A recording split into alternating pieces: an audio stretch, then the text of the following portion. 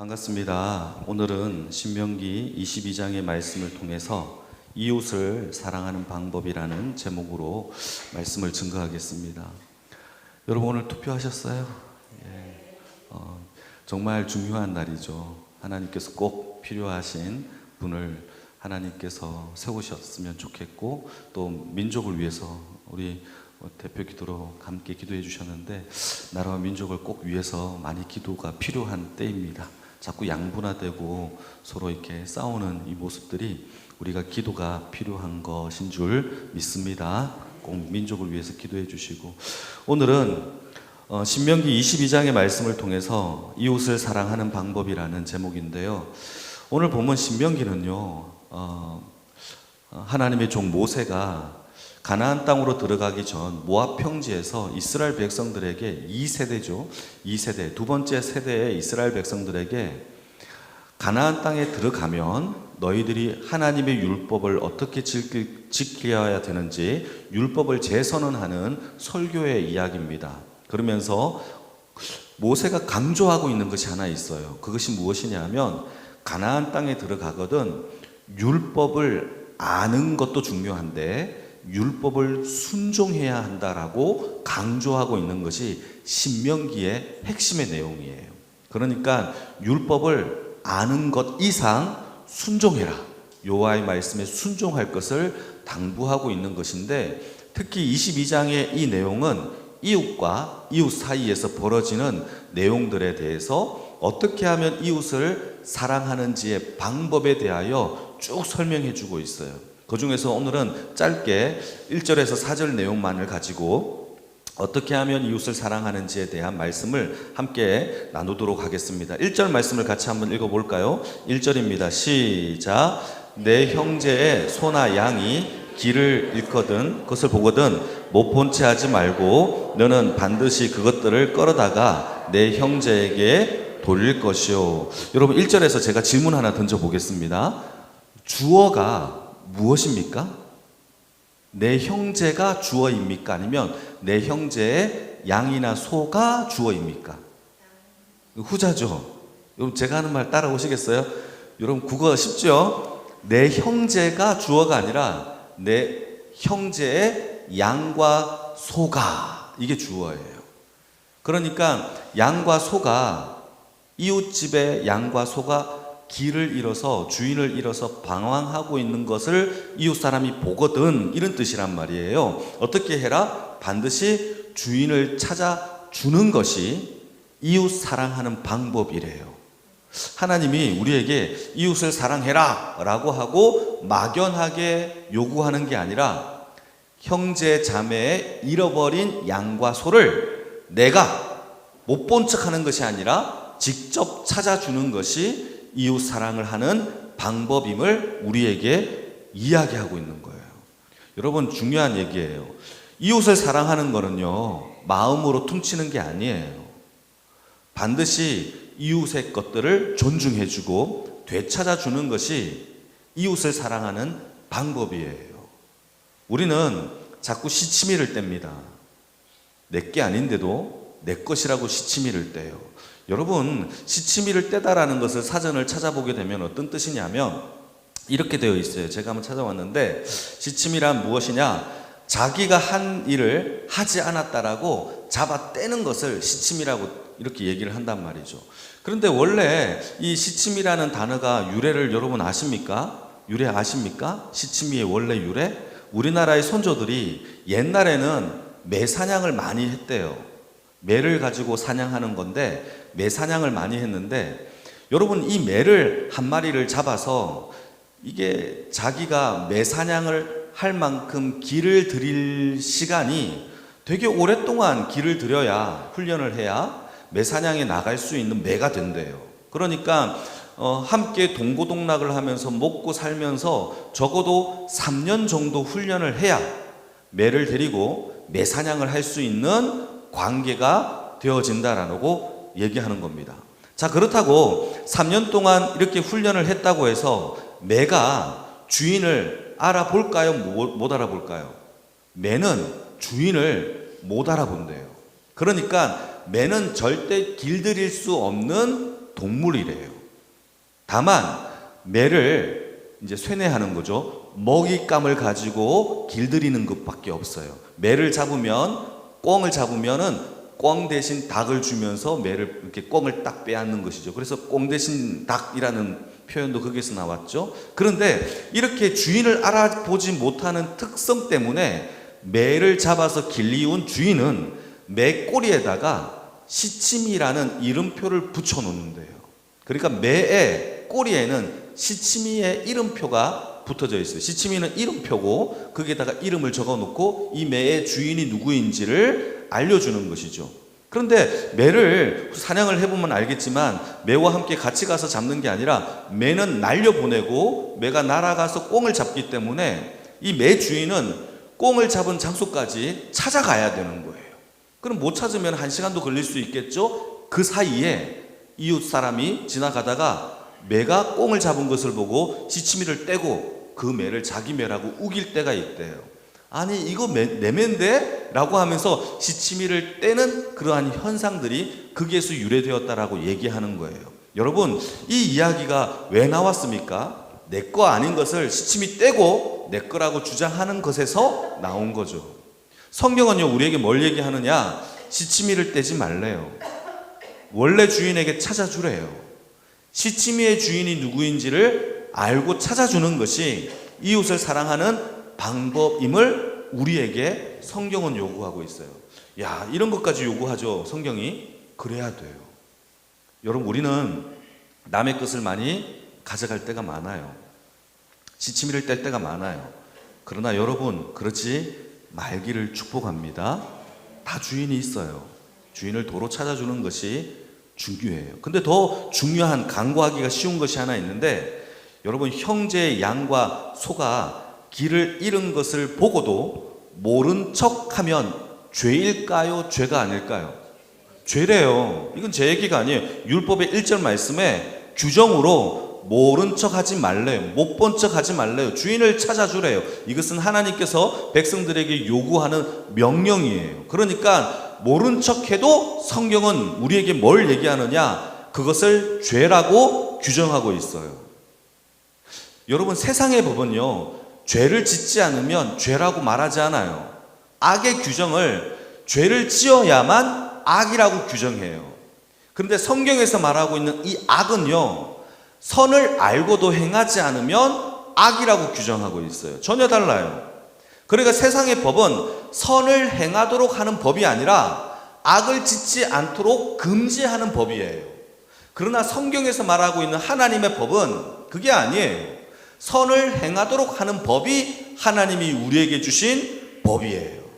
이걸 이해되시면 아멘. 세상의 법은요 악을 금지하는 것에서 그치는 법이지만 하나님이 저와 여러분들에게 주신 것은요 선을 행하도록 요구하는 법이 하나님의 법이라는 사실을 여러분 명심하기를 축복합니다. 그래서 양과 염소를 비록 내가 훔치지 않았어요, 모른 척만 해도 하나님은 너 죄 없다 라고 말하지 않겠다라는 거예요. 우리에게 요구하는 하나님의 요구는 잃어버린 물건을 주인 찾아주는 것이 우리를 향한 이웃을 사랑하는 방법, 그걸 하나님이 요구하고 있어요. 여러분, 이것을 조금 더 확장시켜 볼게요. 이게 되게 중요해요. 마태복음 25장의 말씀을 보게 되면 양과 염소의 비유가 등장하거든요. 이 양과 염소의 비유에서 양과 염소를 예수님이 어떻게 구분을 할까요? 중요한 얘기예요. 양이고 염소인데 똑같은 주를 믿는 성도들이에요. 양도 염소도 제가 주와 함께 늘 함께 있지 않았습니까? 주를 따라다니지 않았습니까? 라고 얘기를 똑같이 한단 말이에요. 그런데 양과 염소가 달랐던 것이 딱 하나 있어요. 그게 무엇이냐? 모르는 낯선 사람, 내가 모르는 낯선 사람을 향하여 그가 배고플 때 먹을 것을 주었느냐 주지 않았느냐, 그가 추울 때 옷을 주었느냐 주지 않았느냐, 그가 목마를 때 마실 냉수를 주었느냐 주지 않았느냐의 차이 때문에 양이냐 염소를 예수님이 그렇게 구분시킨다라는 거예요. 여러분, 중요한 얘기예요. 그러면서 양들이 얘기합니다. 제가 언제 주를 향하여 예수님께, 주에게 언제 물을 주었고 옷을 주었고 먹을 것을 주었나이까? 모르는 낯선 사람에게 했던 그 행위가 곧 나에게 했던 행위다라고 얘기하는 거죠. 여러분, 이웃 사람들의 배고픔을 모른 척 하지 않는 양이 되기를 축복합니다. 그것은 하나님이 저와 여러분들에게 요구하고 있는 사랑의 방법이에요. 한번 읽어볼까요? 염소들에게 뭐라고 얘기를 했는지, 염소들에게 했던 이야기는 한번 읽어보도록 하겠습니다. 몇 절입니까? 마태복음 25장 45절 46절 같이 읽겠습니다. 시작. 이에 임금이 대답하여 이르시되 내가 진실로 너희에게 이르노니 이 지극히 작은 자 하나에게 하지 아니한 것이 곧 내게 하지 아니한 것이니라 하시니 그들을 영벌에 의인들은 영생에 들어가게 하셨대요. 여러분, 결과가 너무 처참해요. 모르는 낯선 사람에게 하지 않은 것이 염소이고 영원한 영벌에, 지옥에 들어가게 하시겠다라고 성경은 얘기해요. 왜죠? 죄니까. 사도 야고보는 이렇게 얘기합니다. 야고보서 4장 17절 말씀에서 이렇게 얘기합니다. 시작. 그러므로 사람이 선을 행할 줄 알고도 행하지 아니하면 죄니라. 여러분, 이웃 사랑은요 중요한 얘기예요. 이것은 필수예요. 해도 되고 안 해도 되고가 아니에요. 향한 모른 척 하는 것이 오히려 죄인 거예요. 적극적인 하나님의 사랑을 실천할 수 있는 주의 백성들이 되어지기를 축복합니다. 그래서 우리가 교회 생활을 하면서, 이웃 생활을 하면서 우리가 어떻게 살아가고 있습니까? 여러분, 배고픈 자들, 힘들어 지치어 있는 자들을 간과하는 인생이 아니라 그들에게 적극적으로 예수의 사랑을 실천할 수 있는 하나님의 백성들의 삶이 바로 이웃을 사랑하는 실천이고, 그게 곧 하나님을 사랑하는 방법이에요. 이웃을 사랑하는 것이 곧 하나님을 사랑하는 표현의 방법이라는 겁니다. 우리가 하나님을 사랑할 때 하나님께 냉수 한 그릇 드리겠습니까? 예수님 목마르시죠? 물 좀 드세요. 이렇게 할 수 없어요. 그 행위를 어디로 표출되어지느냐? 이웃을 향하여 표출되어질 때에 그들에게 한 행위가 나에게 곧 한 행위이다라고 예수님이 받아주신다라고 성경은 얘기하고 있는 것이죠. 그래서 보이지 않는 곳에서도, 보상이 없는 곳에서도 우리의 이웃을 향한 적극적인 사랑의 실천이 있는 주의 백성이 되어지기를 축복합니다. 이러한 사랑에는 그런데 반드시 헌신과 수고가 따라요. 이게 중요해요. 2절입니다. 같이 한번 읽어보실까요? 2절입니다. 시작. 내 형제가 내게서 멀거나 또는 네가 그를 알지 못하거든 그 짐승을 내 집으로 끌고 가서 내 형제가 찾기까지 내게 두었다가 그에게 돌려줄지니. 여러분, 이게 이 양과 염소의 주인이 멀리 살아. 이웃, 우리 여기가 가곡동이면은 저기 이렇게 어딥니까? 오천동에 살아요? 그러면 이 양과 염소를 지금 당장 주기가 어려우니까 그 주인이 찾아올 때까지 맡아둬야 돼요. 그런데 주인이 누군지를 모르는 사람도 있을 수 있잖아요. 이게 주인이 누구지? 헷갈릴 때는 맡아두었다가 주인이 찾아올 때까지 이 양과 염소를 내가 먹이고 입혀야 돼요. 자, 먹이고 입혀야 되는 이 긴 기간 동안에 비용이 들까요, 안 들까요? 방치하면 안 되죠. 겨울이라면 난방을 함께 떼줘야 되겠고, 배고플 때는 사료도 먹여줘야, 여물이나 이런 걸 줘야 되겠죠. 그러니까 수고와 헌신이 반드시 동반되어질 뿐만 아니라 비용도 발생할 수 있어요. 여러분, 이웃 사랑은요, 마음으로 내 마음을 전하면 됐지, 이게 아니에요. 반드시 우리의 헌신과 수고와 비용까지도 동반될 때까지 여러분 그 사랑을 증거할 수 있는 주의 백성이 되어지기를 축복합니다. 이게 2절의 요구예요. 먹을 것과 돌봐줄 것과 난방과 여러 가지 비용도 여러분 함께 해줘야 된다는 것이 성경의 얘기예요. 여러분, 누가복음 10장의 말씀을 보게 되면은 사마리아의 비유가, 선한 사마리아인의 비유가 나오는데, 이때 이 비유와 똑같은 이야기가 펼쳐지게 되죠. 여러분, 선한 사마리아의 이야기는 우리가 많이 알기 때문에 빨리 좀 간단하게 설명을 하자면, 어떤 한 사람이 여리고에서 예루살렘으로 이동하는 중에 강도를 만나요. 강도를 만났는데 자기가 가진 것을 다 빼앗기고 얻어맞아서 피 흘려 쓰러져 있게 되는 겁니다. 이때 제일 첫 번째 부류인 제사장이 길을 가다가 어떻게 하죠? 못 본 척하고 지나가요. 중요합니다. 이 비유가 정말 중요해요. 못 본 척하고 지나간대요. 두 번째 레위인이 지나갑니다. 뭐 하죠? 못 본 척하고 지나가요. 여러분, 이거는 우리에게 얘기하는 얘기예요. 그리스도인들이 예수의 사랑을 들고 있으면서도 못 본 척하는 것들이 너무 많다라는 거예요. 우리 중요하게 생각해야 됩니다. 여러분, 못 본 척하는 것이 줄어들기를 축복합니다. 점점 없어지기를 축복합니다. 그러다가 선한 사마리아 사람이 지나가다가 그 사람은 못 본 척하지 아니하고 자기가 가진 것으로 그 강도 만난 사람을 도와주기 시작해요. 여러분, 그 사람을 그냥 일으켜 세워주는 것만으로도 도움이 되어질 수 있겠지만, 선한 사마리아는 자기가 가진 모든 비용을 다 지출해 나가면서 그 사람을 도와줍니다. 제가 한번 읽어볼게요.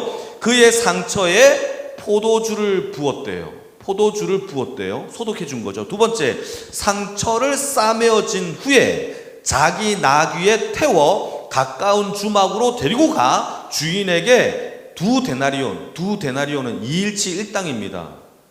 큰 액수죠. 그 돈을 그 주막 주인에게 주면서 잘 부탁합니다 하고 다시 돌아올 때 남은 것을 계산하겠다라고 얘기하죠. 이게 성경에 예수님이 하는 비유입니다. 그러면서 던진 질문이 누가 강도 만난 사람의 이웃이냐라고 질문을 던지는 거예요. 여러분, 이 질문 가운데서 정답이 뭡니까? 누가 이웃이죠? 선한 사마리아인이 바로 그 강도 만난 자의 진짜 이웃이다라고 얘기하는 겁니다. 그런데 이 질문이 왜 나왔는 줄 아십니까? 이 나온 질문 이유가 있어요. 예수님과 율법학자들이 예수님께 찾아와서 질문 하나를 던집니다. 이건 넘어뜨리려고 하는 질문이에요. 어떤 질문이냐? 선생님이요, 어떻게 하면 영생을 얻을 수 있습니까? 넘어뜨리기 위하여 던진 질문이래요. 그때 예수님께서 이 율법학자에게 뭐라고 얘기하느냐? 율법에는 뭐라고 기록되어 있더냐? 라고 질문을 하죠. 그러자 이 율법학자가 이렇게 대답을 합니다. 율법에는 하나님을 사랑하고 이웃을 사랑하라고 기록되어져 있습니다. 그러면서 던진 비유가 선한 사마리아인의 비유예요. 하나님을 사랑하는 방법과 이웃을 사랑하는 방법이 동시다발적으로 함께 일어나는 것이 선한 사마리아인이 못 본 척하지 아니하고 낯선 사람을 구제하고 도와주고 보살피고 비용을 발생하는 이 모든 것들이 하나님을 사랑하는 것과 동시에 이웃을 사랑할 수 있는 방법임을 저와 여러분들에게 성경은 이야기해 주고 있는 거죠. 여러분, 우리는 아는 사람만, 친한 사람만 이웃이라고 생각해요. 여러분, 그 이웃은 우리 기준이고 세상의 기준이에요. 성경에서 말하고 있는 기준은요, 아는 사람 또 관계에 있는 사람이 이웃이 아니에요. 모든 낯선 사람이라도 배고픈 자는 우리의 이웃이다라고 성경은 이야기하고 있는 거예요. 그 기준이 달라요. 같이 한번 읽어볼까요? 요한일서 3장 17절 18절입니다. 시작. 누가 이 세상의 재물을 가지고 형제의 궁핍함을 보고도 도와줄 마음을 닫으면 하나님의 사랑이 어찌 그 속에 거하겠느냐? 자녀들아, 우리가 말로 혀로만 사랑하지 말고 행함과 진실함으로 사랑하라. 여러분, 이게 진짜 사랑이라는 것이죠. 여러분, 이 사랑을 예수님이 친히 우리에게 보여주셨어요. 여러분, 예수님은 우리를 향하여 성경은 이렇게 얘기합니다. 우리는 하나님과 단절된 죄인이었다고, 죄인이라고 얘기하고 있어요. 그러니까 예수님이 우리를 위하여 이 땅에 오지 않으셔도 돼요. 죄인인데, 이미 죽었는데, 그럼에도 불구하고 예수님은 이 땅에서 죄인 심판, 진노, 죽음 가운데 있는 우리를 못 본 척하지 아니하시고 이 땅에 성육신 되어 이 땅에 오셔서 모든 죄를 대신 짊어지시고 우리를 위하여 친히 죽으신 것이 예수님이 우리에게 보여주신 하나님의 사랑이에요. 그게 자기 계시예요. 하나님의 사랑에 대한 자기 계시. 여러분, 그 사랑을 우리가 입고 살아가는데 우리는 내 이웃을 내가 규정해요. 편한 사람들, 내 마음이 맞는 사람들, 내 말을 잘 듣는 후배들로만 규정해요. 그러나 성경은 그렇게 말하고 있지 않아요. 나를 해하는 사람조차도, 원수조차도 사랑할 것을 성경은 얘기하고 있어요. 그게 진짜 하나님의 사랑을 우리가 하나님도 사랑하고 이웃을 사랑하는 사랑의 실천 방법임을 성경은 우리에게 얘기하고 있다고요. 여러분, 결혼을 해도 남자와 여자가 서로 결단해야 돼요. 나는 너만 사랑해, 너는 나만 사랑해. 이 결단이 요구되는 것인데, 어떻게 여러분 생명 가운데 구원을 받았던 하나님을 사랑하는데 우리가 결단도 없고 의지도 없고, 이웃을 사랑하라고 명령 내린 거에 대하여 결단도 없고 의지도 없이 사랑할 수가 있겠습니까? 여러분, 반드시 이 사랑에는 우리의 의무와 결단이 반드시 필요해요. 그 은혜 가운데 하나님을 사랑하고 이웃을 사랑할 수 있는 주의 백성이 되어지기를 축복합니다. 이게 중요한 얘기인 거죠. 그래서 여러분, 우리는 여러분 이웃을 사랑할 때 단순한 감정이 아니라 구체적인 방안대로 하나님께서 우리에게 요구하신 대로 사랑할 수 있는 결단과 의지와 헌신과 수고와 비용까지도 지불할 수 있는 그러한 사랑이 넘치기를 주님의 이름으로 축복합니다. 마지막으로 3절 4절을 같이 한번 읽어볼까요? 3절 4절입니다. 시작. 낙이라도 그리하고 의복이라도 그리하고 형제가 잃어버린 어떤 것이든지 내가 얻거든 다 그리하고 못 본 채 하지 말 것이며 내 형제의 낙이나 소가 길에 넘어진 것을 보거든 못 본 채 하지 말고 너는 반드시 형제를 도와 그것들을 일으킬지니라. 3절 4절 보니까 꼭 소나 양만 뜻하는 것이 아니라 낙이라도 옷이라도 어떤 물건, 하찮은 물건이라도 다 그렇게 주인을 찾아줄 것을 요구하고 있는 것이 하나님이 우리에게 사랑하는 방법임을 얘기하고 있는 것이죠. 여러분, 귀한 물건을 잃어버린 적 있으십니까? 소중한 것을? 저는 잃어버린 적이 있어요. 여러분, 그것을 누가 찾아줬을 때 얼마나 기분이 좋을까요? 행복할까요? 여러분, 그거 수시간 동안 찾았는데도 못 찾았어요. 그러면 얼마나 낙심이 될까요? 여러분, 사랑은요, 잃어버린 물건을 찾아주는 것이 성경에서 말하고 있는 사랑이에요. 다시, 지금부터 여러분 중요합니다. 다시, 잃어버린 물건을 찾아주는 것이 하나님이 우리에게 요구하는 사랑이에요.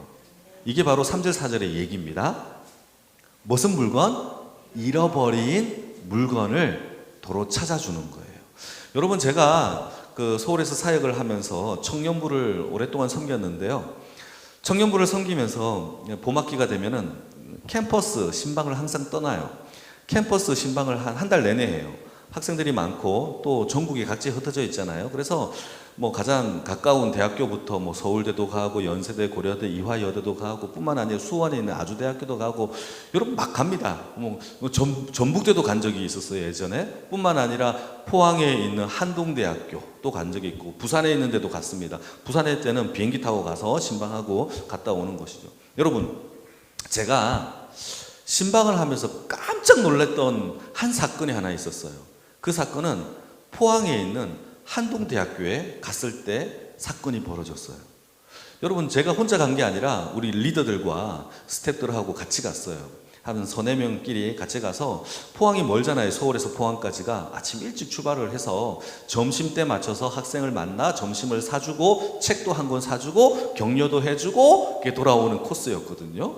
그런데 좀 일찍 도착을 한 거예요. 한 시간 정도 남아가지고 점심시간이 되기 전에 학교 구경을 우리가 한 겁니다. 우리 리더들하고 구경을 하는데, 여러분, 그 대학교의 캠퍼스의 건물 안에 게시판이 이렇게 있는데 그 게시판에 10,000원짜리 지폐가 여러 장 붙어져 있는 거예요. 10,000원짜리 지폐가 이렇게 붙어 있는 거예요, 이렇게. 그래서 왜 10,000원짜리지? 하고 저거 그냥 가져가도 되나?